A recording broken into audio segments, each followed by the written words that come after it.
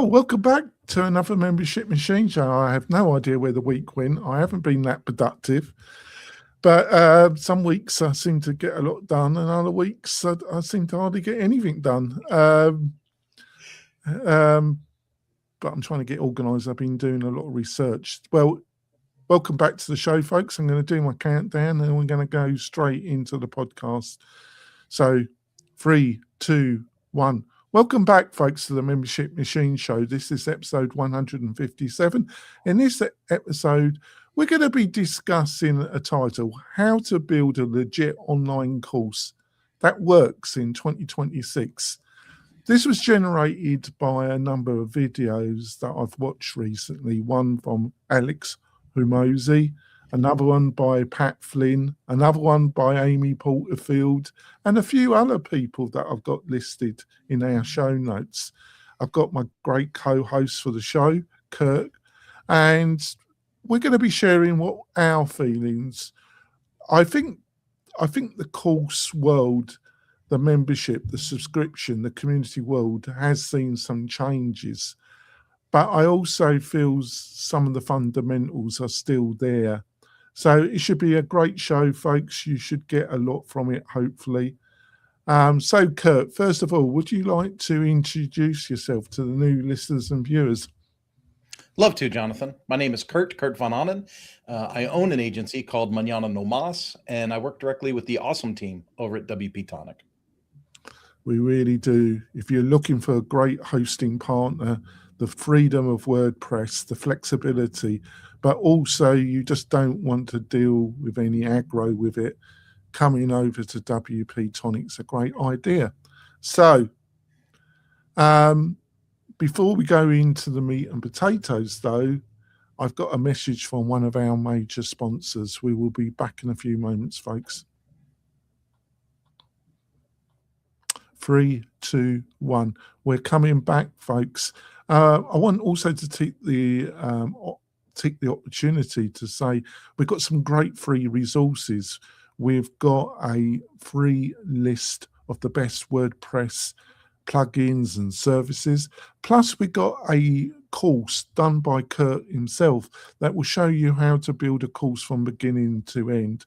And you get that at 50% off. It's very reasonably priced.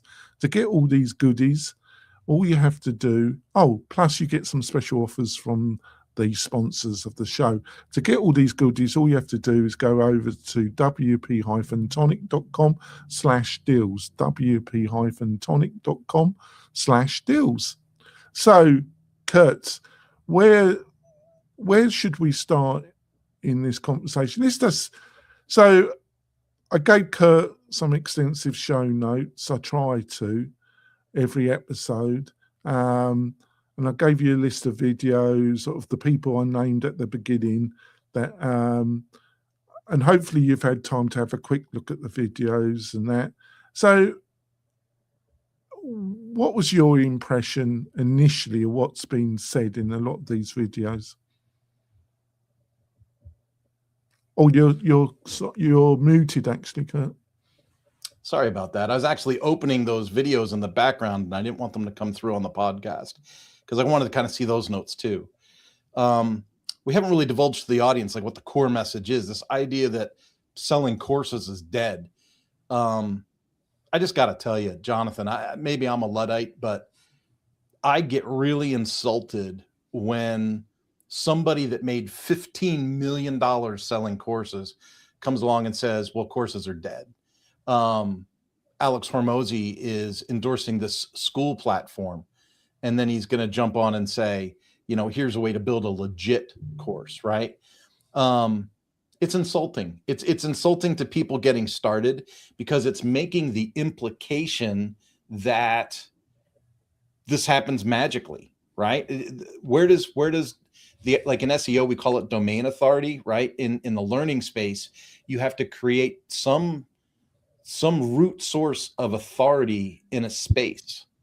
And if you don't have content to support that authority, you're not going to build an audience. And for these people that have become millionaires in the space to try and tell other people that it's a dead space, that's just insulting. Yeah, I totally agree with you almost 95%. The last 5% is, I'm just going to put this to you, in like I named at the beginning of the show, Pat Flynn has done a video outlining some of the things we're going to discuss later on in this show. Amy Porterfield, Graham Conran. There's been a number of these, and all these people have been highly successful. But what they produce is that they produce courses about producing courses. Yeah. And there's nothing wrong with that. And a lot of their material is aimed at people that have really no prior knowledge of doing a course. And to be fair, this is what a lot of the content that we produce for this podcast is aimed at that audience. So there's nothing wrong with it. And they all have or have had high ticket courses, but they've also had courses, very low ticket courses around under $100. And then they've got a mediums or a lower medium price course that's normally under 500. And because what has happened with AI, and they say people can get this knowledge from AI, I don't agree with that. I think if your course is that shallow that a bit of research on AI can be a main competitor, I think there's probably something wrong with your course. But on the other hand, these one of the areas where AI is very good is going over and finding information and then presenting it to you in a way that you can research. But I think, and this is only my personal opinion, Kurt, is why they're also pitching or moving or changing their business model is that it is AI overviews. It is that the amount of traffic that they were generating, which they could sell their 497 course to, has reduced dramatically. It's also exhaustion. I think a lot of the people that really were looking for an introductory course, they have been sold to, and there's been course inflation at that particular sector of the market. And also paid advertisement on Google, on YouTube, and especially on Facebook has just got more expensive. So and more difficult to get the return on investment that they're looking for. So what's your response to what I've just outlined? I agree. But here's where I get, again, I go back to insulting. You mentioned the word shallow in your answer. And to me, when they make content like this, because your show notes went to like very specific targeted ideas of course sales. I think Alex Hormozzi's video was the most well-rounded because it said, here's the 3 ways to make a legit course, right? Don't sell to everybody, filter your audience, right? Make sure that they can actually fail the dang thing. Only qualify people. Like, so when you listen to it, you go, okay, everything he's saying here makes sense because it adds legitimacy to your training product, which only really has certain use cases that's real. Like if I'm going to teach someone how to work on motorcycles or how to be a doctor, I want to make sure they learn and pass and earn the certificate.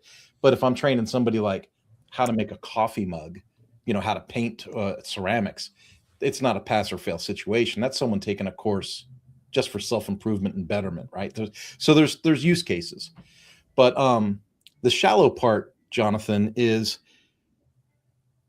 they're talking about things that as as a reputable agency, Mañana No Mas has been promoting for over a decade. I've always been a fan of the good, better, best pricing strategy. I have always tried to tell my clients that there's no such thing as passive, build it and forget it and become a millionaire overnight.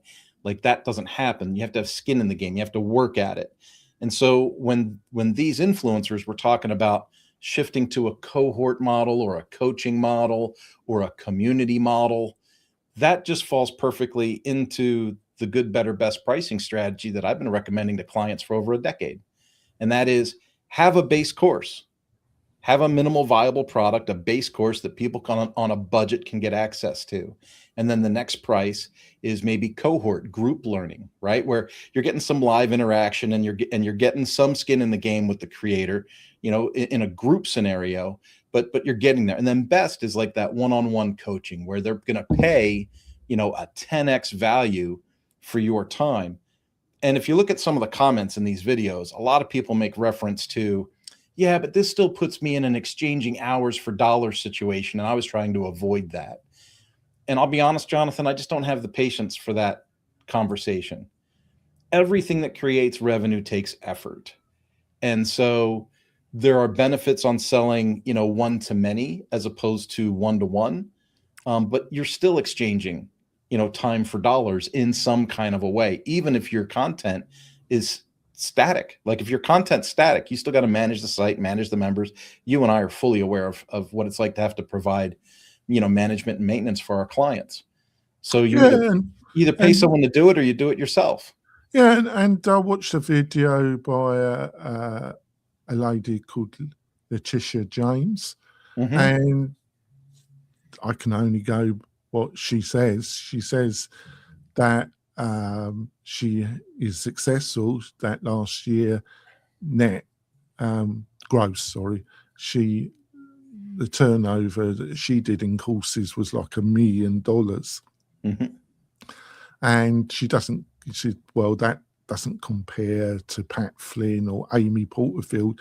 And she said that she never bought any of Amy Porterfield's courses, but she watched a lot of the free material, the podcasts and videos that Amy produces, and she was encouraged to go into the course. And she says that she's very satisfied with the end results, right? Yeah. Well, I don't know this lady, but she seems reasonably legit. But she remarked that these people like Amy Porterfield and Pat Flynn, and of course Alex is a little bit out of this because he is a major investor in a platform that sells courses. And to be fair, Pat Flynn is a major investor in Circle, but the way he's changing his business model kind of suits the platform Circle. And don't get me wrong, folks, there's nothing illegal, but almost all the people, Pat Flynn has got a major investment in Circle, Alex has got a major investment in School, Amy Porterfield had a special relationship with Kajabi, so did Graham have a special relationship with Kajabi, and they get a special affiliate rate, which you or Kirk, or if you're listening to this podcast, you're never going to get, because they brought a lot of customers to the Kajabi platform. And Graham, every second video for a period of time, was promoting the benefits of Kajabi, and he did use it himself. So there's nothing wrong with that, as long as you understand the game. I wouldn't say worry. I just wonder, a lot of the people that are attracted to Amy Porterfield or Graham or Pat Flynn, do they understand the game? What do you reckon, Kurt? I think they understand the game, that if they come out with a new message and get their 2.7 million followers to move in a certain direction, they can make some more money. But I think you have to use the gift of discernment to look at the message, who's delivering the message, what's the motivation for the message, and then really think to yourself, is this applicable to me or not? There's another influencer out there that for some reason has been on my mind lately, and I haven't listened to him in forever. And that's Gary Vaynerchuk, right? He's pretty loud, obnoxious. But like Gary used to say, I don't know if he still says, but he used to say things all the time, like, stop comparing yourself to, and in this situation, it would be stop comparing yourself to Alex, to Graham, to Letitia. Stop comparing yourselves to them. If you came out with a course and you made $65,000 this year or $100,000, you would be over the moon. That would be life-changing money for you as a side venture for most people listening to this. When someone as an influencer makes a video and says, well, I did $1 million in course sales last year, but I don't sell courses anymore. Part of me wonders, well, do you have to do anything anymore? If you invest $1 million properly, you might never have to work again. Those aren't your people. You know what I mean? It's like they're trying to broadcast. There's a lady in town that I love. She's a dear soul. She's got great energy, but man, she listens to these people and she follows what they say and she buys their training programs. And I think to myself, you're not in the same league as these folks. You're not playing in the same sandbox. And so you're not going to get the same results. You need to pick sandboxes that match your current position and your use case. And if it grows and you can expand and become amazing in 5 years, that's great. But I just don't think a lot of people are there yet. When the people that have large investments and millions of dollars, kind of resting on this kind of content, I really struggle to take it seriously. Yeah. Plus, I do. Sorry, go on. I was just going to say, I have to hit this. If I don't say this, I'm going to feel like I left people hanging. The use case is completely different for different areas of courses. So there's commercial training, there's corporate training, there's personal development training, there's leadership training for business and stuff. There's a very, and the technology's changed a ton. So adding community or adding live coaching to these courses is completely doable and becoming expected now. But I don't think it's expected because Alex and Latasha said it is. I think it's expected because that's just the evolution of it, and that's what's happened over the last half decade. So probably in the second half, we will discuss probably in more detail how, community cohorts, mechanisms that help in making your course, your community more sticky. Some of the things that you've seen worked or not worked. But before we go for our middle break, what is your feelings about AI and how it, and not specifically Google AI overviews, because I think that's affected, a lot of information websites have been hit where they've lost 70, 80% of their traffic. Some have recovered, a lot haven't. I got hit. I've never fully recovered, but talking to some other people, they've said I've done quite well in the figures that I've managed to get it back up to. But how in general do you think AI over the last couple of years has affected how people see courses?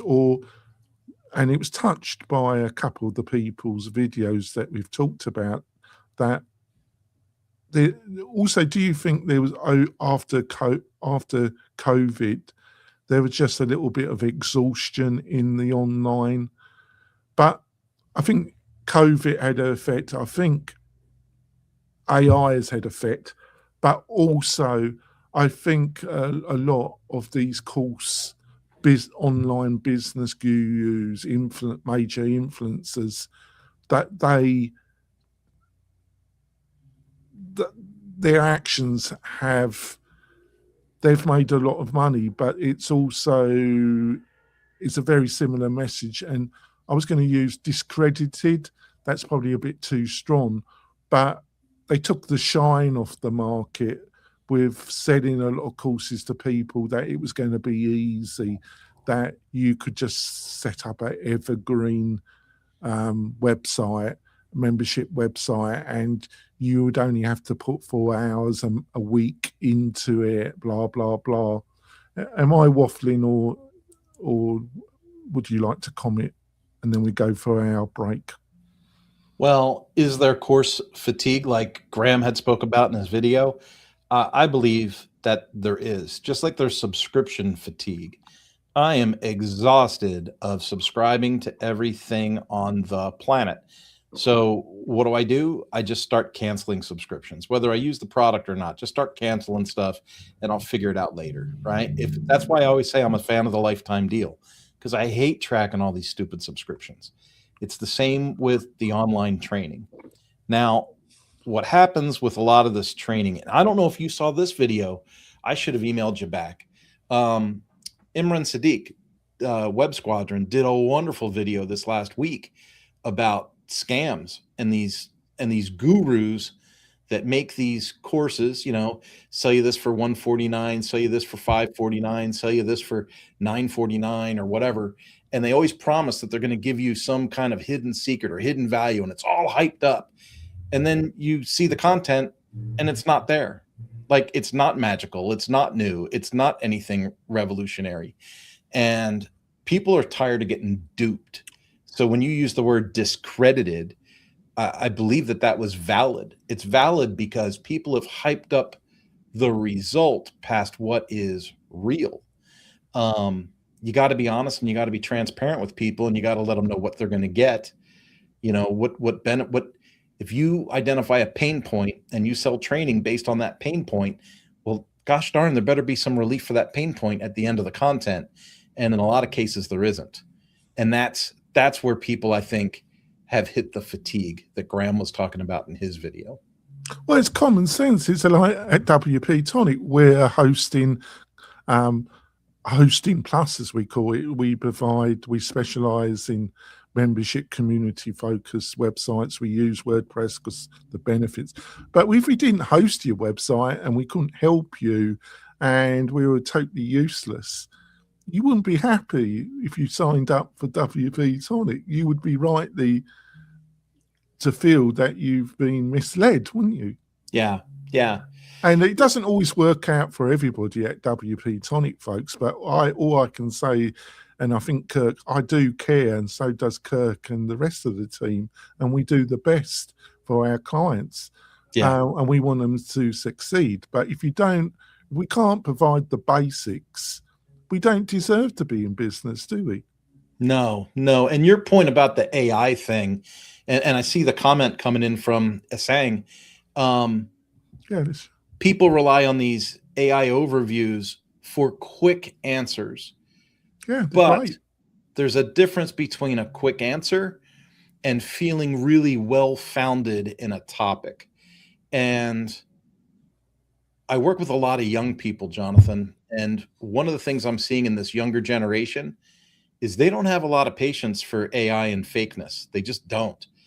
They see something that's AI. If it's entertaining, that's different. Like, if we're going to laugh and giggle, that's great. Yeah. But they don't have patience to learn from a Hey Gen, icon. They want to connect with a person. And I'm seeing this more and more now. I projected this 2 years ago on one of our shows. I said, hey, in the next 3 to 5 years, I think people will get fatigued from AI interfacing, and they'll actually crave contact with a real human expert. And I think we're starting to see that now. And I think what's going to happen is that's actually in the next, again, another forecast, another 2 to 3 years, you're going to see a heightened demand for courses that are run by real live people, and also that feature the cohort or membership example where they get access to you in a live, Zoom which we're going to discuss that in the second half. Kurt, okay. Thanks for bringing that up. So I think we've come to a good place to have our middle break, folks. like I say, Kirk's just kind of mentioned it. We're going to go through how some of the techniques, some of the skills, some of the things you can do to make sure that your course is going to be successful in 2026. We will be back in a few moments, folks. 3, 2, 1. We're coming back, folks. I want to point out another fantastic free resource. If you go the Membership Machine Show WP-Tonic newsletter, I send it out once a week on Tuesday or Wednesday. It's written by myself. It takes one of the topics that I have discussed through some of my other videos or content, and also I give a short curated list of the best stories that have come on my radar during the week. It's totally free. To get this, all you have to do is go over to wp-tonic.com/newsletter, wp-tonic.com/newsletter. And it's a great way of supporting the show if you could sign up. Right, so I would say it's negative. I think we were being realistic, and this topic just came on my radar, and I just thought it was a good topic for us to discuss in this week's show, Kurt. Okay. So, what are some of the things that you think people? I'll just give a couple of quick things, and then I'll let you take over. I think that it's everything we've discussed in previous shows. It's finding a niche. It's finding a real need, a real pain point. It's doing, like we discussed last week, do a minimum viable course. It's building the tribe. It's building that relationship. It's getting doing an early bird offer, getting a few people to initially sign up to get the wheel moving, and then getting feedback from those first paying students. And then we got the other. That's where I would start off. How do you think about that list? And then what would you add to it, Kurt? During the needs assessment from an agency perspective, that's where I find out what the real goal of the client is, right? So did you want to be in the course business? Do you want to have the community? Are you more like an in-person trainer? And then it kind of changes the strategy. So like you had said, come out with a proof of concept, come out with a mini course, do a minimal viable product. In some cases, that minimal viable product ends up being a free mini course that maybe becomes the lead magnet that goes to the community or to the mastermind or whatever you want to call your organization. So that's one model. But then there's the other model that I actually like, and that is use the courses as your main foundational product and actually sell those courses, and then upsell, the community and the one-on-one coaching on top. That's that good, better, best example I talked about in the first half. I think really also, I think what has happened with Google and AI overviews, I think if you're in the educational space, I think the platform that still, there are like Instagram, Threads, there's TikTok, but I think the big daddy, and it's still growing and taking market share, is YouTube. If you're really somebody that has knowledge and can communicate, you should be on YouTube. You should be developing your YouTube channel, and it just naturally bleeds in to getting people to sign up for a course, a community element of your package. What do you think about that? Well, I absolutely agree with the YouTube angle. In fact, one of my takeaways from today's homework to do this show was, if you take a look at the show notes for each of those three, right? Their show notes are extraordinarily detailed. And that's one of the things I came away with. Like that YouTube video, the YouTube video is the hook, right? That's then that's the hook, gets people watching. But anyone that clicks to see the extended show notes is going to see like the whole bio and life history of Alex Hormozy. It's going to have links to all kinds of projects. It's going to have, and then the SEO kind of kickback from that, I imagine, has got to be a lot higher than kind of those servicey one paragraph intros I have in my YouTube channel. So he's got millions of followers and I have 100 followers. So that tells me right there that that's one of those things. So you're pointing out, like, you have a course, you have a program that you're selling. What's a great way to get people to see it? YouTube. And I agree with you 100%. Yeah, and I think next week we'll talk about YouTube and some of the people, because as you know, Kirk knows, I've been doing a lot of research about, because I've produced a lot of videos, and it is not easy, folks, because you have to, it's finding a balance with YouTube, especially if you're in a niche. You're not going to get an enormous audience, but I say that there's people in the WordPress space and they've got a couple 100,000 or 100,000, or you don't need a tremendous, and that sounds large, but in the world of YouTube, that isn't. But it's all very contradictory, because I think only 5 to 8% of YouTube channels have more than 10,000 subscribers.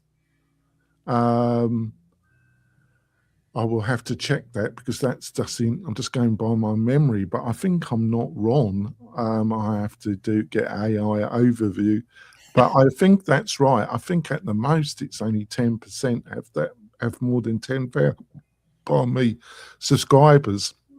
So what are some of the other factors? So I think I'm still very positive about YouTube, and I think the other thing that I wouldn't say failed on, but I didn't appreciate, was build, and I think that is linked to what Alex says, which I don't agree totally, but is, I think, offering a lot of free materials, especially, and encouraging people to go to your website and offering a lot of free stuff if people sign up, because building up your email list is really important. I think also is something that I didn't appreciate, and really building that up and pruning it and looking after it is really important, because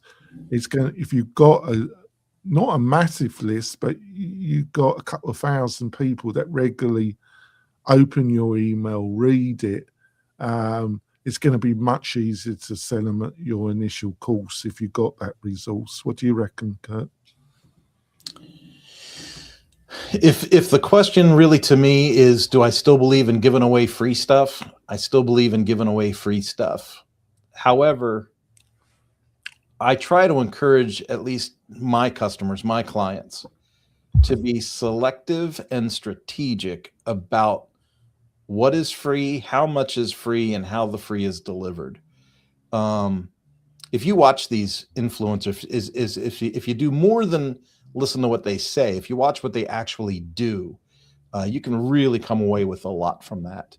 I think a lot of people just starting out make two major mistakes in either direction when they first launch. A is they try to sell their course for absolute retail plus, and they think they're the smartest person in the world, and anybody would be a fool not to take their course, and then they wonder why nobody signs up, right? Like, you've seen people launch a course for $500 and nobody signs up, and they go, well, something must be wrong with my website. Well, no, something's wrong with your message. Like, you're not going to get $500 from strangers.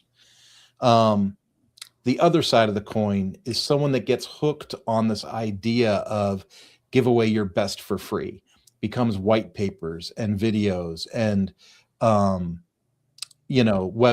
and all, and they do all this stuff for free, and they work themselves into a tizzy for free, and they have that imposter syndrome that prevents them from actually marketing a course near retail. And that's where I see a lot of people carry the free thing on so far and so long that it becomes painful for them to get to revenue positive. And so you've got to figure out the balance. And sometimes you need a second person in the room. Sometimes you need a voice of reason on your team that says, hey, let's do, these 3 white papers and this webinar as free products, but they're all lead magnets and they all require an email to see it or view it. And then they go into the funnel to buy the. I call it mentally, I call them paths. Exactly. Pathways. I see them as pathways. That's how I mentally. Yeah. Part of the user experience is to get them into, so you need something.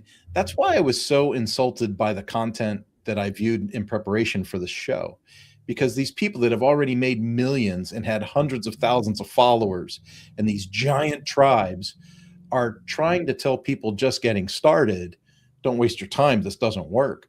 Well, obviously it did work because you've got this huge audience. How am I, Mr. Nobody, supposed to portray myself as an expert in any field if I don't offer up some content, some assets, and exchange some information for, marketing content that I can market to people to grow my tribe and grow revenue?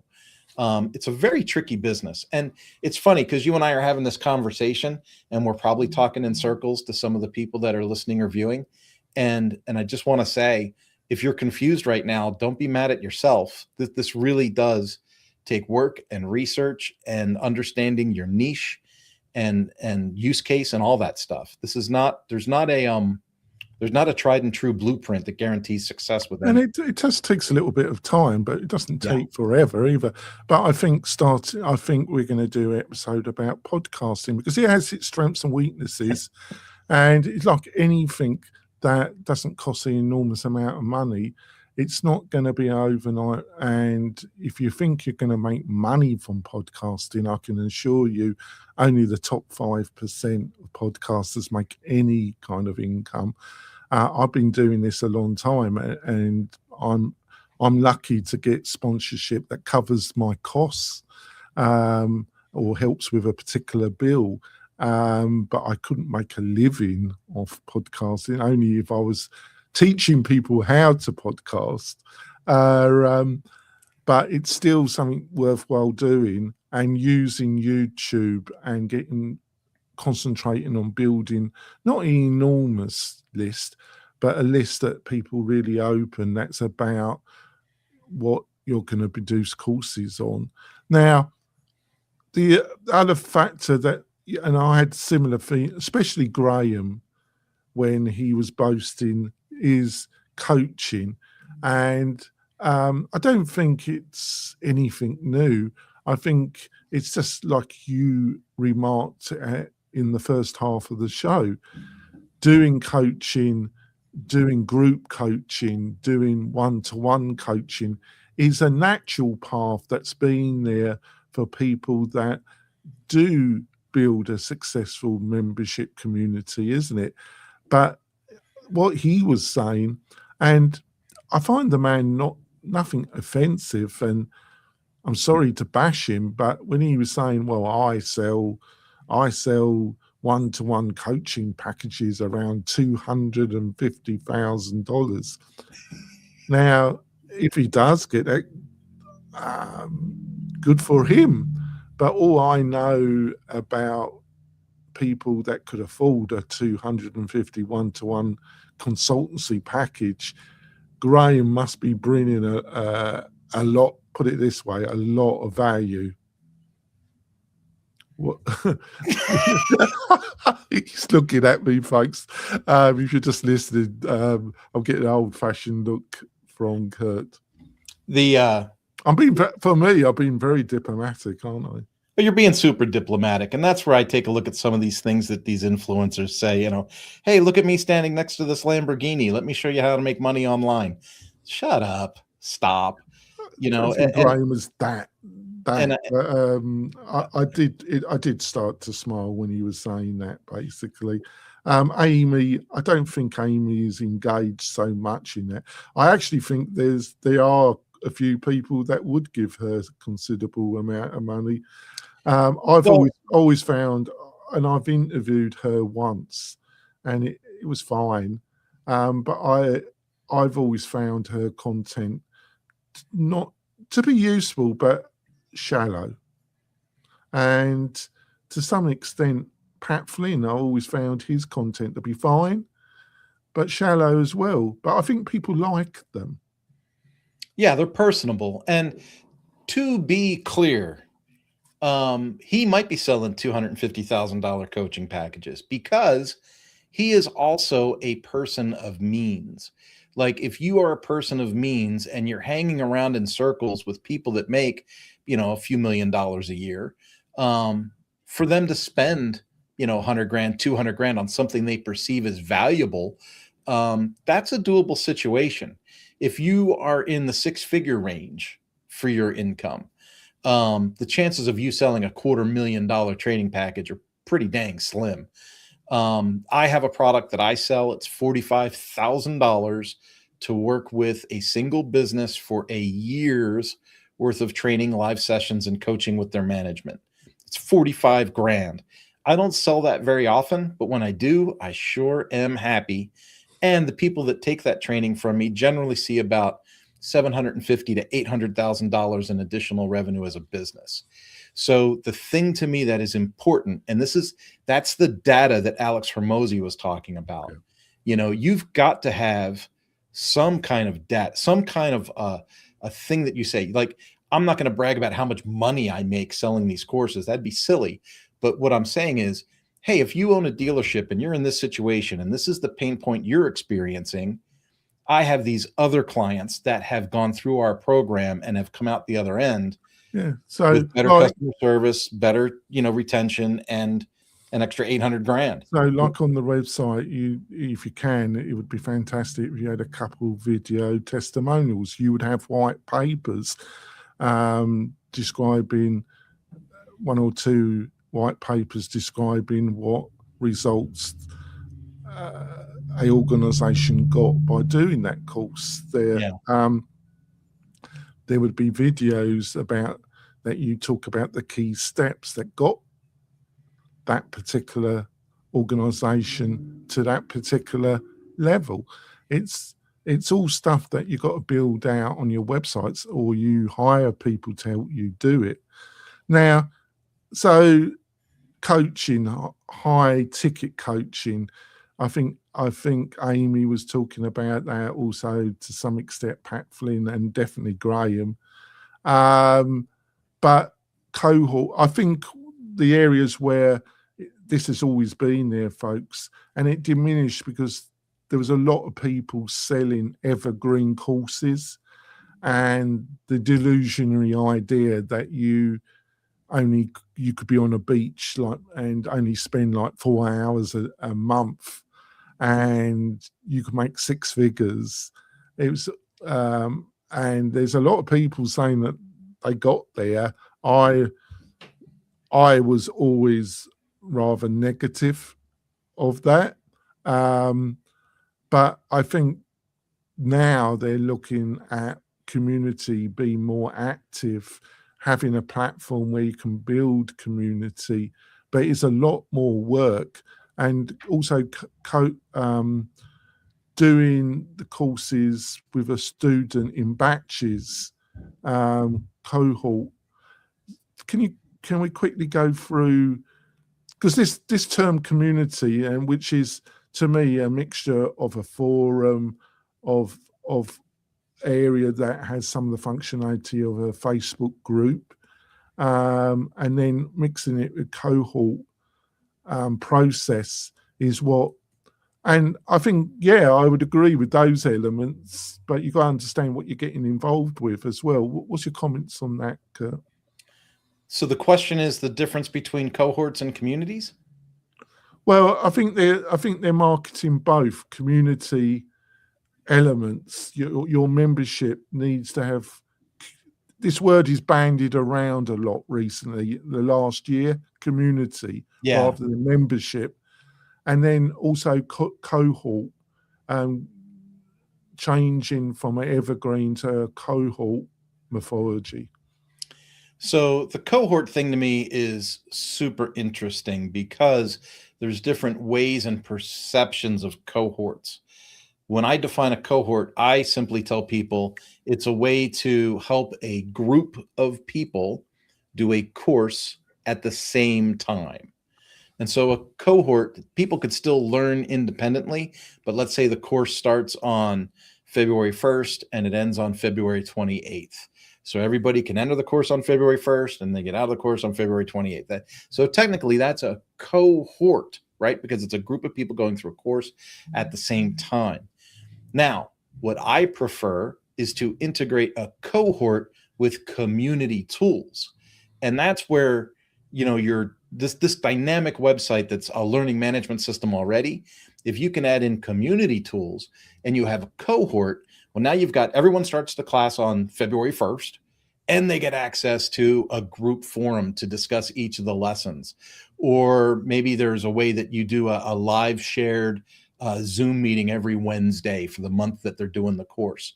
But that's when we say community, what we're talking about is a way for the students to interact with each other, not just with the instructor.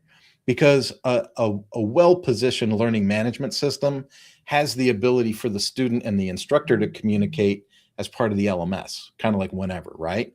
So the idea of a cohort is to create a little bit more of a group scenario, hopefully get better course completion results, because selling the course is one thing, getting everyone to finish the course is a completely different Well, topic. you hope it reduces churn, don't you? Yeah, so you're trying to reduce churn. You don't want to give refunds. You want everyone to kind of get excited and do this thing together. Well, the excitement gets amplified when the students are able to communicate with each other. And that's what these community tools do. And there is a plethora of community tools in the WordPress space. So again, it comes to use case, how much you want to moderate this community, because that's a task in itself. And what features do you really want to give them? Are you going to do Zoom community calls? Are you going to let them banter back and forth in a forum? Are you going to have them just use comments in the lessons to kind of put their opinions in as part of the lesson format? There's all kinds of ways to address it. But I think that's when a course really begins to take a life of its own. It's one thing to have the idea and draft the curriculum. It's a completely different thing to have a group or a tribe of people actively communicating about your creation alongside of what you created. It really gives it life. Yeah, but it's more administration overhead, folks. It's more you're going to have to be more directly involved. But don't get me wrong, folks. It's still totally manageable with a full-time job, or if you're working for yourself, and it's totally manageable. And it has all those benefits because it's more sticky, it reduces churn, and AI can't replicate that. But in general, just to finish off, how do you see AI? What's your general feeling about how AI is affecting the way people see courses? Well, I think I kind of alluded to it earlier. I think if you're using AI to create your course content and you have like Hey Gen avatars doing your talking and all that, I think you're going to damage yourself in the long run. I think you need to make your course material as organic as possible. And I think AI is a great tool for helping you get audiences or helping you identify, weak spots in your curriculum. There's a lot of ways to use AI positively, but from the user experience, I think AI will cause people to go the other way. And I think people are going to be craving that human contact. And the more organic and human your website appears, the more success it's going to have in the long run. And there's a number I like bringing. We like doing episodes where we talk about AI and AI products that come on our radar. But I do follow a couple YouTube channels, and they're really promoting that AI is going to totally replace courses. Funny enough, they've got their own communities. One of them does it on Fluent Community, which is a great decision. But and I'll periodically watch what they're talking about and demonstrating. And so far, I've not been very impressed. And this is somebody that utilizes a lot of AI. I think Kirk would say that I do use a lot of AI, don't I? Yeah. Yeah. And I've begun to use more and more of it. I'm surprised at how often the window's open on my computer and what I'm really using it for. But it's a lot of research, it's a lot of filling in content gaps. But in the end, when I publish something, it's got my voice on it. And I think that is incredibly valuable. And I don't want people to get lost in that. Like there's tools right now where you could say, hey, Mr. AI, create me 10 blog posts a week on this subject and automatically post this to my website, to my posts. And, we have people in the course marketplace that we help that do these kinds of things. And then they kind of wonder like, people don't seem to be reading my posts anymore. Yeah, because they all have the same pattern. Then they end with conclusion, right? Everyone knows ChatGPT wrote it and people are getting tired of it. If you don't have the energy to create your own content, they're not going to have the energy to want to read it. Right. I think that's a great way to end the show, but it's still I still think it's a fantastic way to build a secondary income, or in the end, build a business that enables you to give up your day job. So, Kurt, what's the best way for people to find out more about you and what you're up to? I've been slacking off on LinkedIn lately because of all the spam, but LinkedIn's still probably the best way to actually make contact with me. I'm the only Kurt Von On in there, and I'm easy to find. That's fine. And if you want to have a consultation with me, Trudy, or Kurt, go over to the WP-Tonic website and you can have an initial chat. And then we offer also consultation packages, and we can help you develop your membership idea and get it launched. And we provide the hosting, all the tools, plus the consultation, and we can provide that all in one package for you folks. We've helped tons of people have successful launches. We'll see you next week with another great topic. We'll see you soon, folks. Bye. Oops.